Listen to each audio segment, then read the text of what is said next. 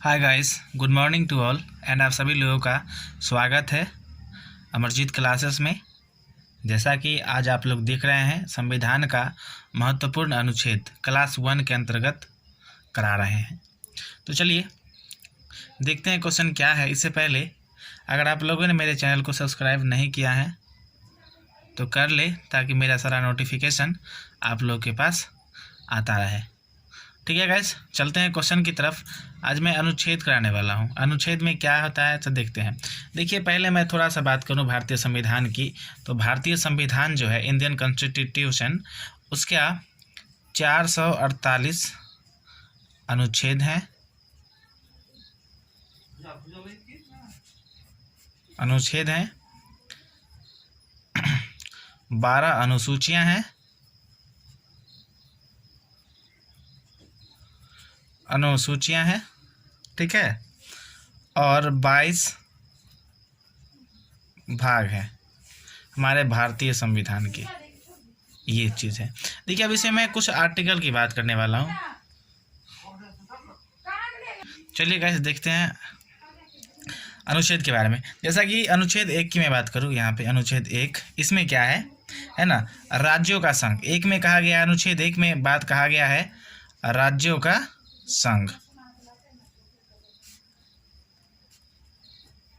States and union, right. और article 2 में बात किया गया है नए राज्यों का प्रवेश। यहाँ पे मैं लिख रहा हूँ, नए राज्य का प्रवेश, ठीक है, एवं स्थापना।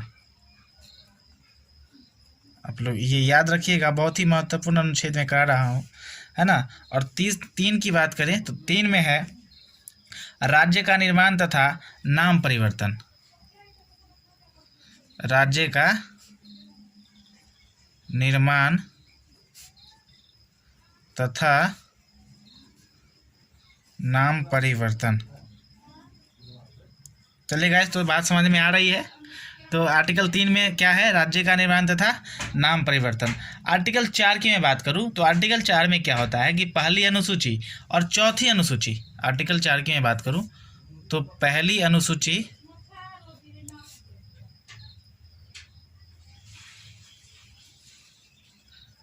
एवं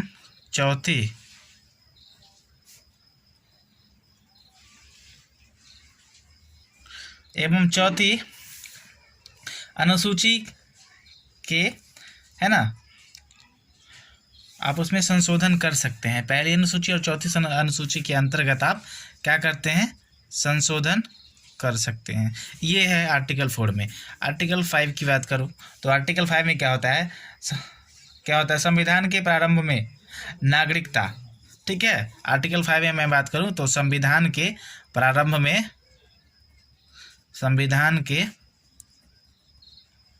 प्रारंभ में नागरिकता का बात किया गया है। चलिए, ये आर्टिकल 5 की बात है। आर्टिकल 6 की बात करें, आर्टिकल 6 में क्या है, आर्टिकल 6 में ये होता है कि भारत आने वाले, है ना, कोई भी लोग हों जिनको नागरिकता दिया जाता है, भारत आने वाले को नागरिकता प्राप्त होगी। तो यहाँ पर मैं लिख रहा हूँ, भारत आने वाले को नागरिकता, ये है, ठीक है गाइस। ये आर्टिकल 6 की बात था। अब मैं आर्टिकल 7 पे चलता हूँ। आर्टिकल 7 बहुत ही महत्वपूर्ण क्वेश्चन है। आर्टिकल 7 पे मैं घेरा लगा।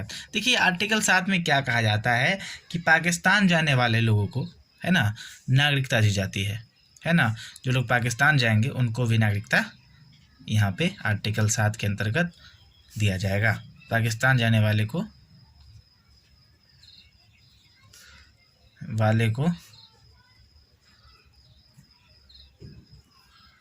नागरिकता, ठीक है।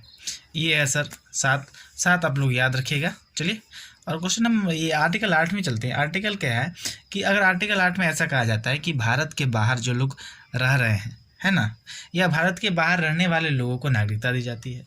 भारत के बाहर जो रहते हैं, भारत के बाहर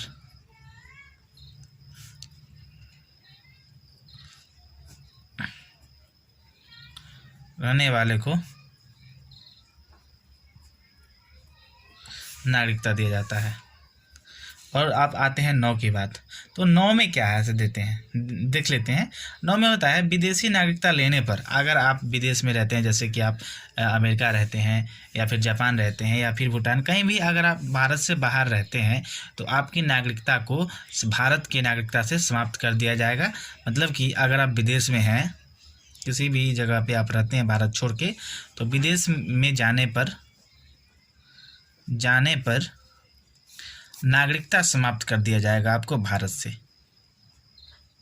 नागरिकता समाप्त हो जाएगा, ये बात है सर। ठीक है, आपको ये समझ में आ गया। अब मैं चलता हूँ 10 के बाद। आर्टिकल 10 ही कराऊंगा मैं। आर्टिकल 10 के अंतर्गत हम लोग याद करेंगे ताकि ये सब चीज़ आसानी से समझ में आ जाए।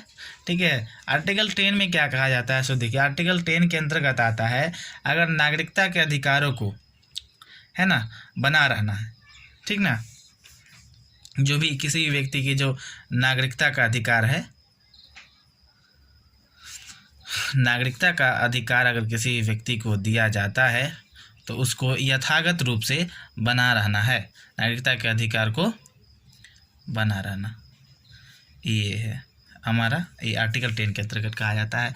तो एक चीज़ तो समझ में आया है ना कि आर्टिकल 5 से 10 तक आपका नागरिकता के बारे में, चाहे किसी भी टाइप का नागरिकता हो, उसके बारे में वर्णन किया गया है। तो ये था हमारा संविधान का महत्वपूर्ण अनुच्छेद, और मैं और भी अनुच्छेद कराऊंगा।